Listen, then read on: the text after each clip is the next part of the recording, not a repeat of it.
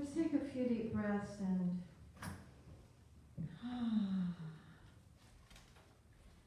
listen to the words of, out of the Upanishads.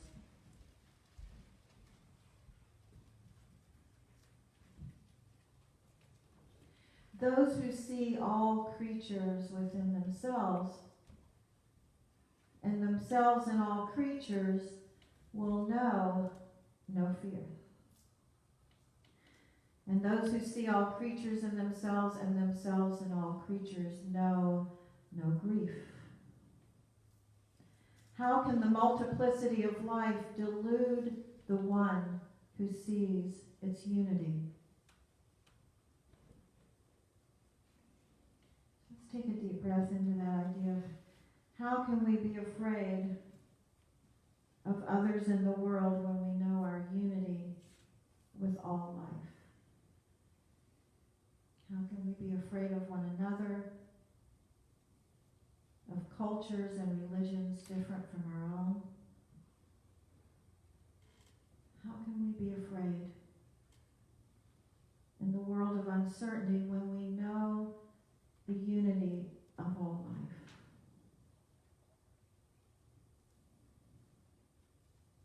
Our co-founder, Charles Fillmore, said, God does not love anybody or anything. Let's take a deep breath. How can that be so? God does not love anybody or anything. Fillmore says God is the love in everybody and everything. Spirit, one presence, is love. Goes beyond loving anything or anybody. The one presence within us and around us simply is love. So this morning, what we want to do is simply feel and listen to, be aware of, deepen into this presence of love. This morning we will call that love the heart of the mother. One presence, the presence of love. Just allow ourselves in the silence to bask and feel ourselves immersed in this nourishing field of love.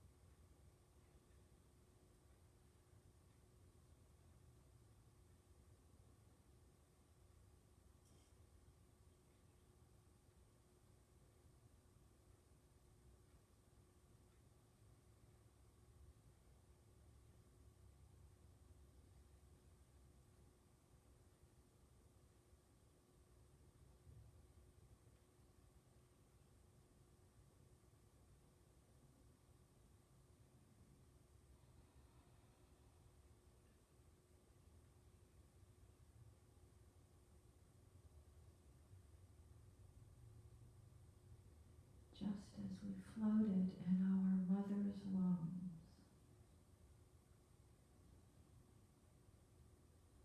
and had all that we needed in that nourishing place. We allow ourselves to imagine that we are floating in the womb of spirit, the womb of love. And we have everything we need in this nourishing field, this presence, this energy, this heart of the mother.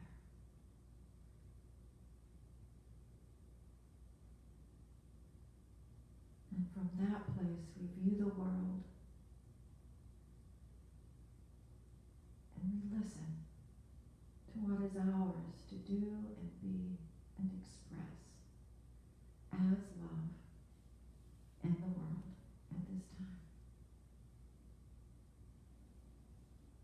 Take a deep breath into that divine idea. It's up to us. Let it be so. Namaste. And now let there be light. Everybody watch what happens when we say that.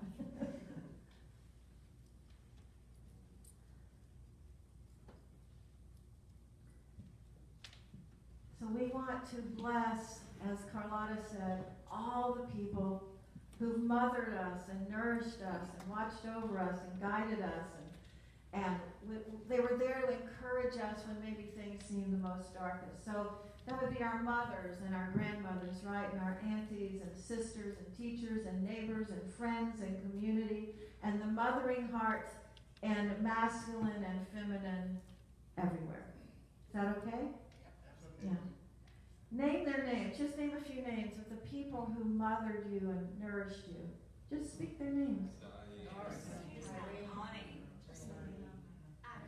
Elizabeth. Wherever they are, near and far. Did you hear that? I said Doris. That's my mother's name. All the ones who nourished us. You know,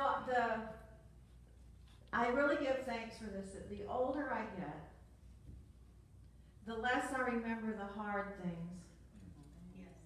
The less I feel the wounds that I spent so many years struggling with.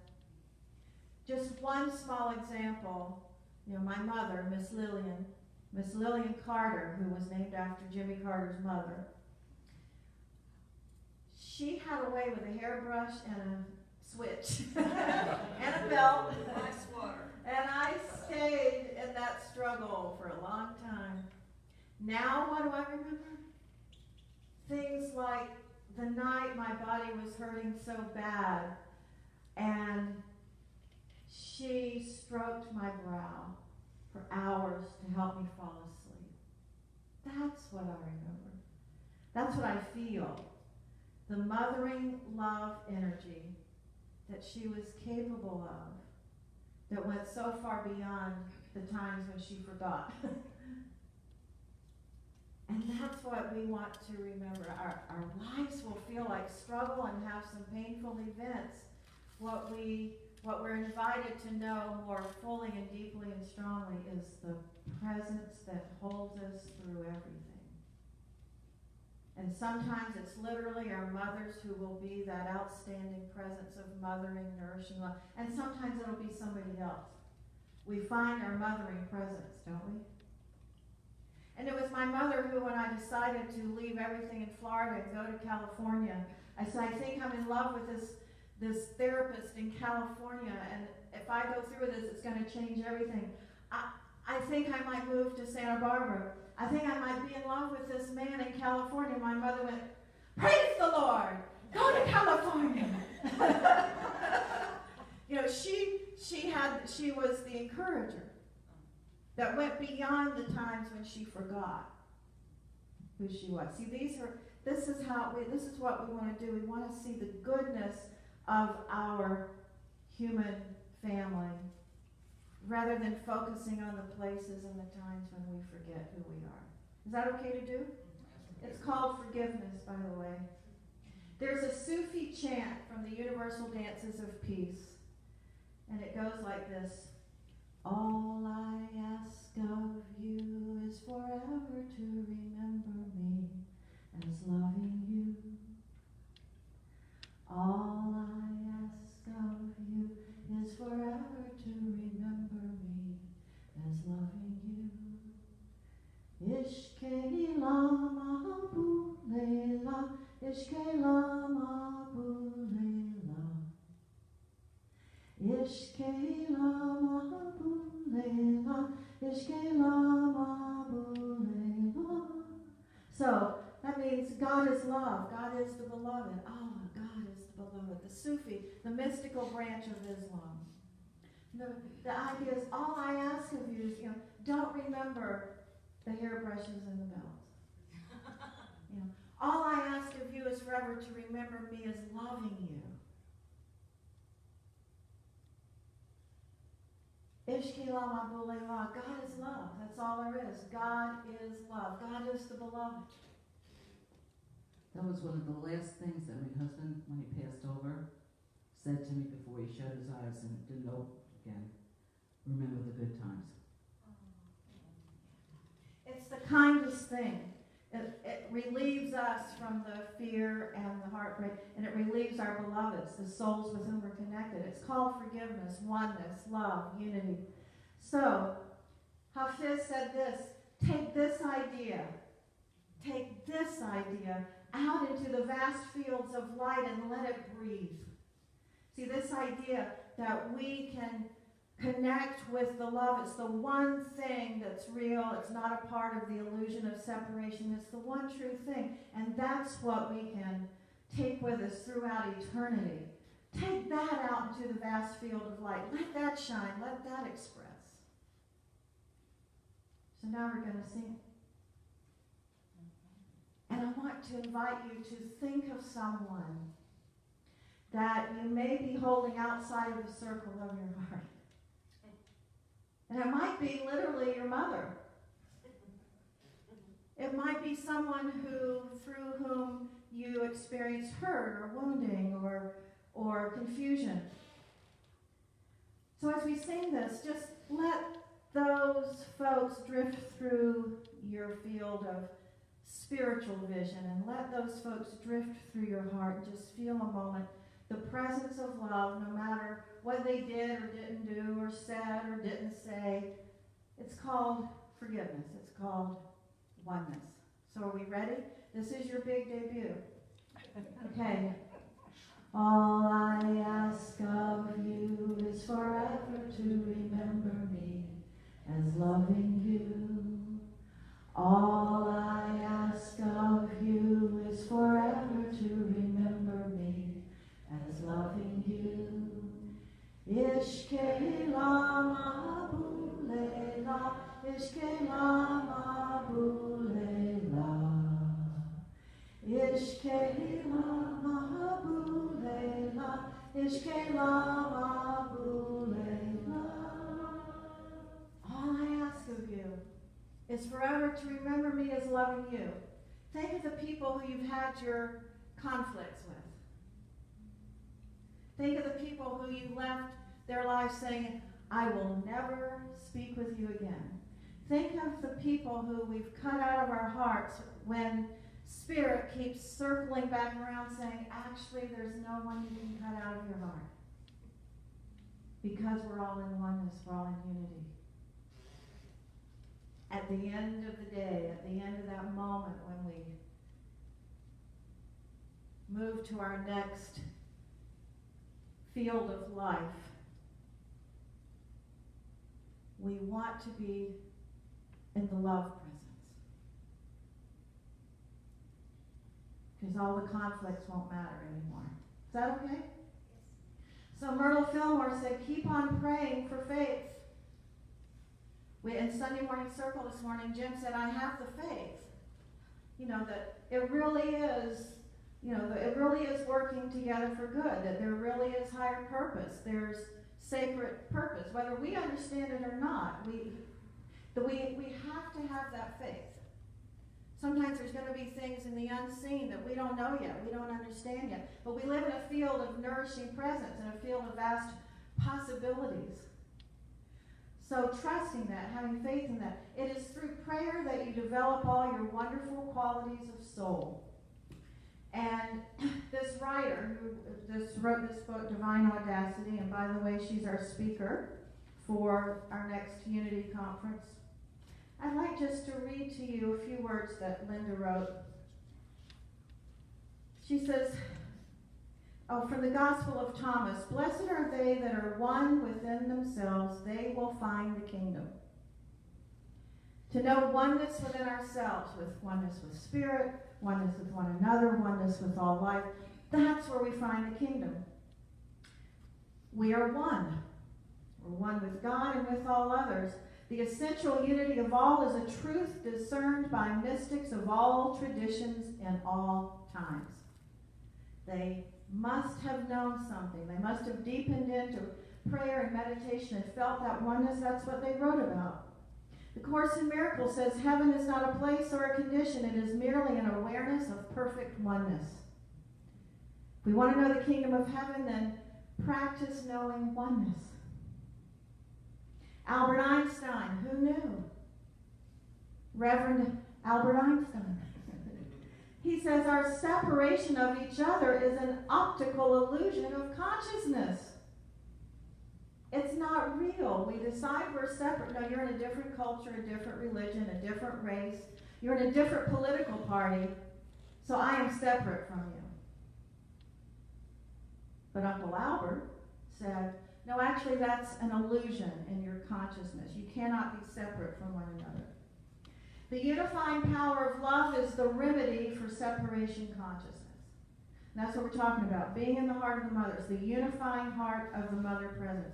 The unifying power of love is our capacity for communion and empathy and compassionate service. So St. Francis of Assisi, he had a connection with all life, right? With wild animals, birds, and lions and tigers and bears, oh my. And we are told that poisonous snakes and wild animals, which have killed thousands of people in India every year, become docile in the presence of the sadhus, the holy men, who sit in meditation and prayer for hours and days and months. And it's said that birds have built nests in their hair. I don't know if that's true, but it's said that that's true. So again, the Upanishads. Those who see all creatures within themselves and themselves in all creatures, we will know no fear. Aren't you ready? I am. To let go of all the fear? Oh my goodness. Those who see all creatures in themselves and themselves in all creatures know no grief. How can the multiplicity of life delude the one who sees its unity? So, reading that from the Upanishads reminds me of a story about Hilda Charlton, who spent a lot of years, 19 to be exact, in India. And her teacher, Sai Baba, she was there for many years, and she came back to the States to teach our Western culture about Eastern spiritual ideas. When she first went to India, she was terrified of the snakes. There are poisonous snakes in India, a lot of them. And she went into her little compound one day, and when she turned back around to go out the door, there was a cobra in the doorway. Now, you might think levitation would be helpful at that time. She talked with the cobra. She decided to see God in the cobra. She decided to practice what we've just been talking about, being at one with all things. So she told the cobra, I'm not afraid of dying. I'm walking through that door. Either take me now, God, or let me pass. Would you have thought to talk with the cobra? There's a story about this of Deepak Chopra's mother who had the same experience, and she talked with the cobra as if the cobra's God. So Hilda walked through the doorway unharmed. The cobra just stood, watched her go, and she walked through the door. But then she decided to sit down under a tree and contemplate and ponder what had just happened. She realized that she had just seen God show up as the thing she's most afraid of. Do you think that happens? That spirit will show up in the people, the events that we are most afraid of? So she sat down under this tree and she went into deep meditation, pondering that God showed up in the form of a cobra. Hours passed. When she opened her eyes, she was sitting within a circle of cobras all around her. Oh my God. That's true.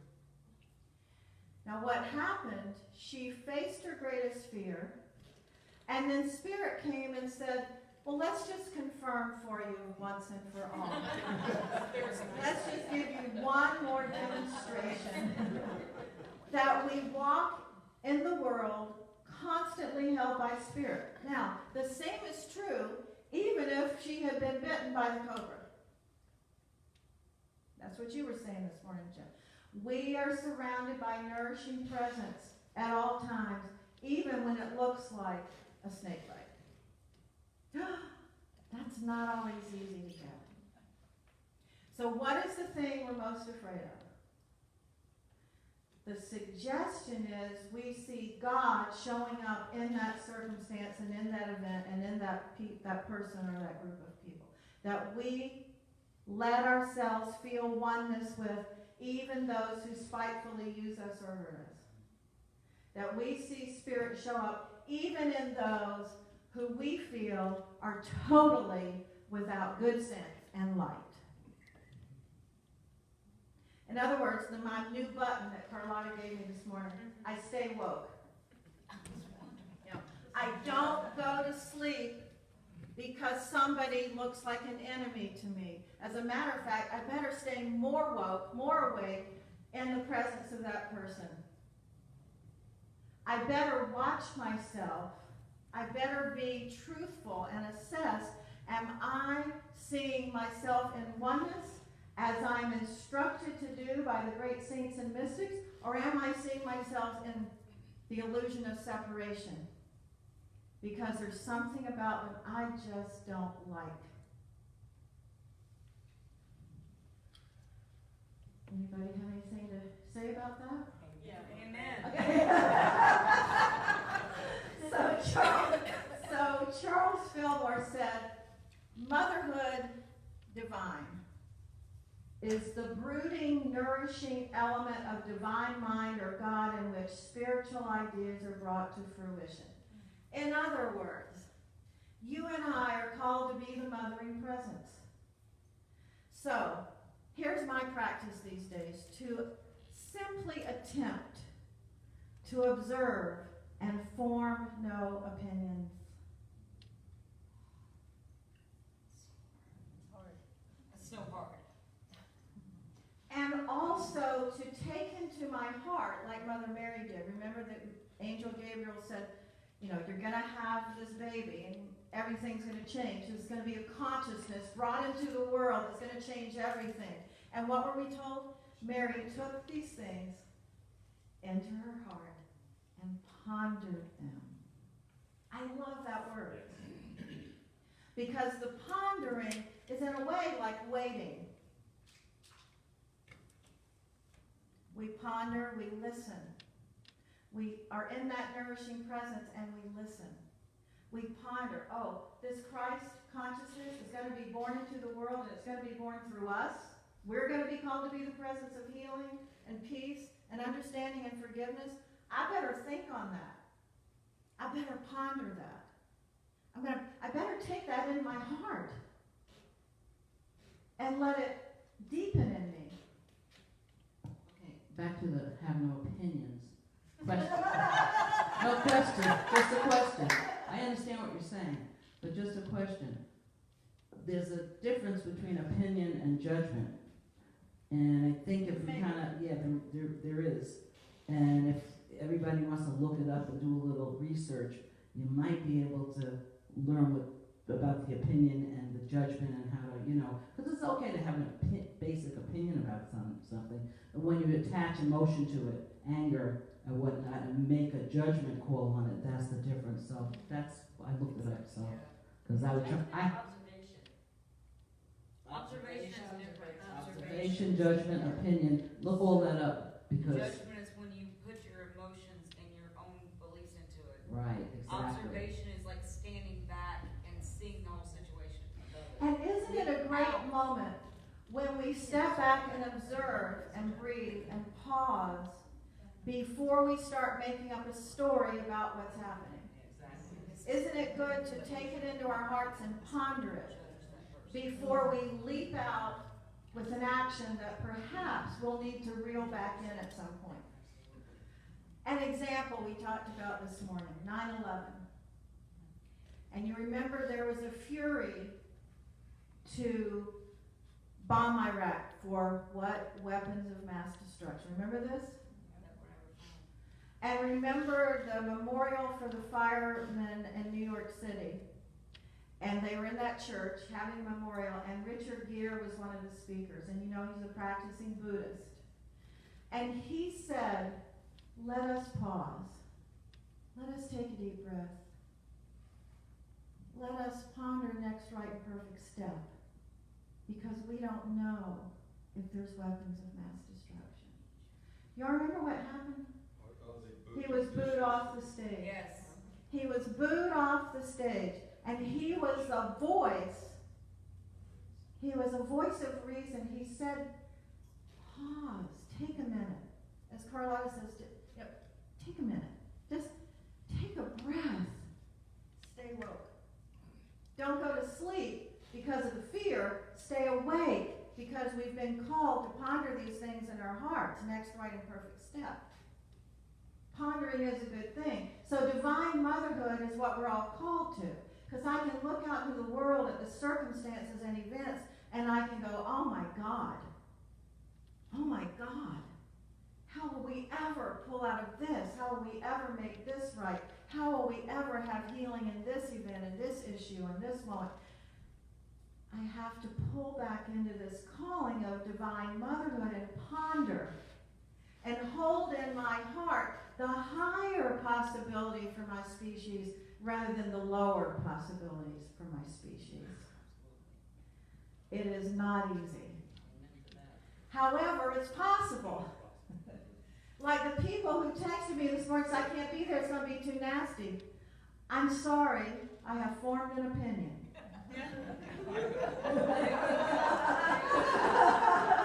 I'm just saying. Because as far as I can tell in the world, there's going to be confusion and there's going to be there already is nasty stuff. It's nasty. It's hard. It's painful.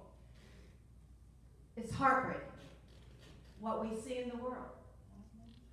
So what do? Do we act out of the fear, or do we take it into our heart and ponder, how do I hold this? Grandfather, grandmother, breathe me in and turn me into a drop of water that will help the people. How do I hold this? How do I hold it? Like a newborn child, how do I hold my species while we struggle through these times? How do we hold our own beloveds, our children close to us, but also the children of the world? How do we do that? How do we hold that?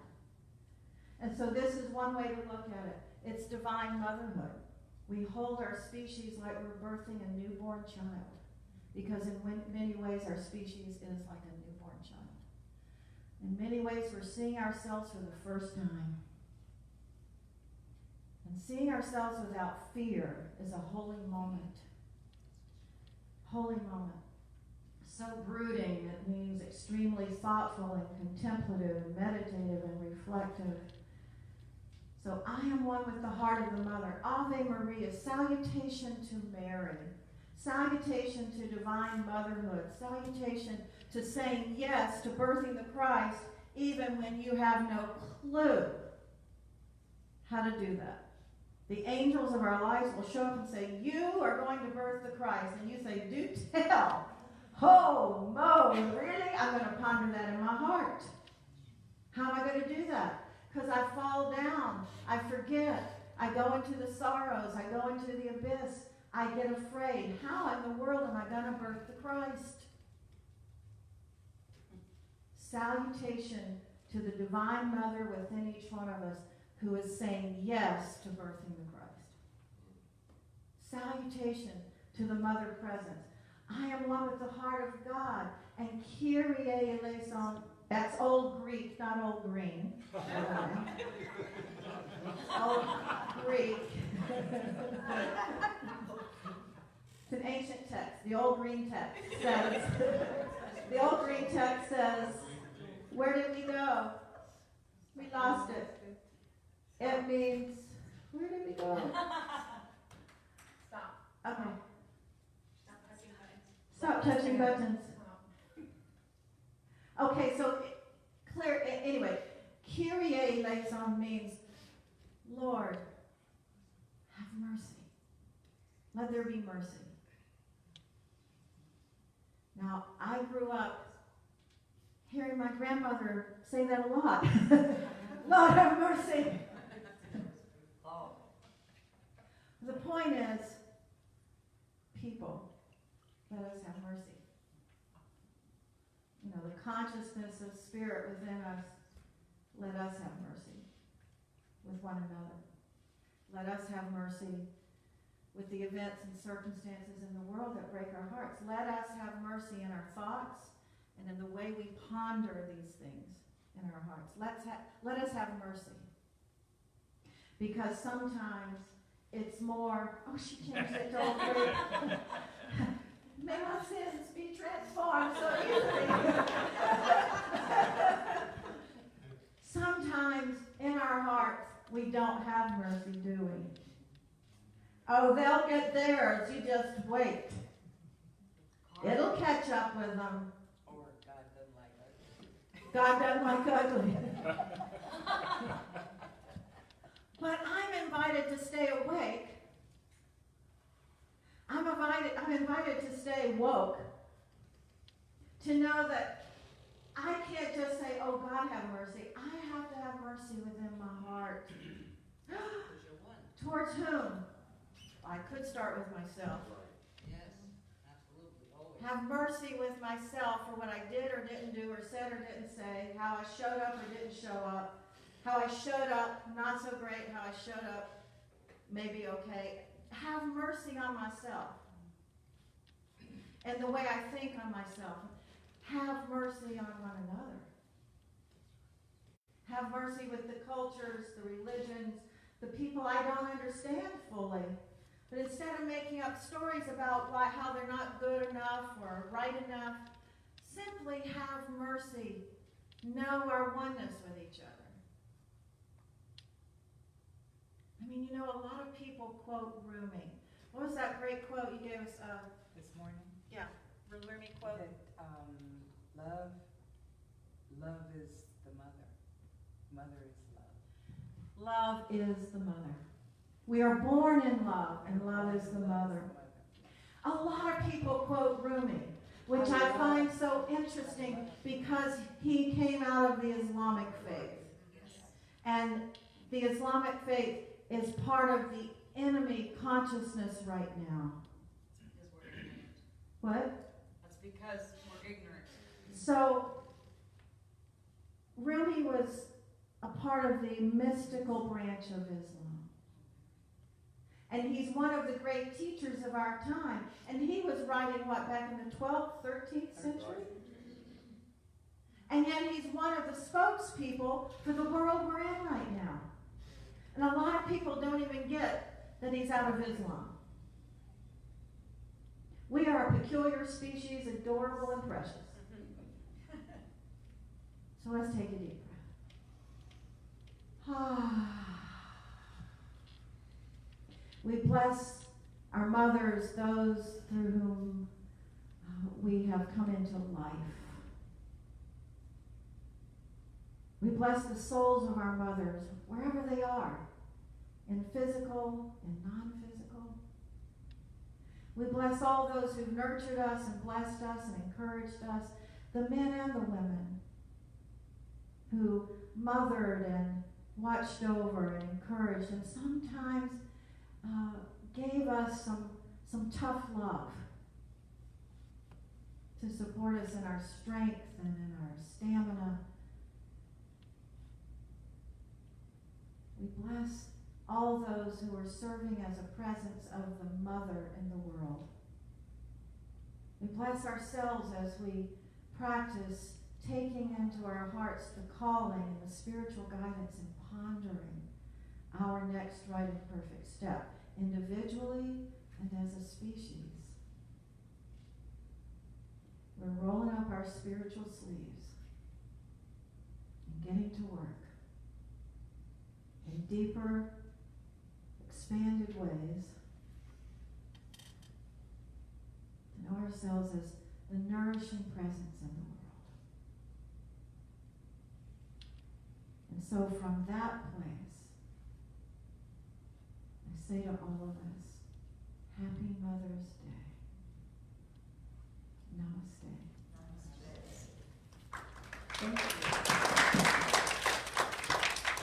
Thank you, Reverend Margaret. I am hoping that we all embrace divine motherhood and leave here with the spirit knowing that actually the mother is love. So, thank you, Reverend Margaret.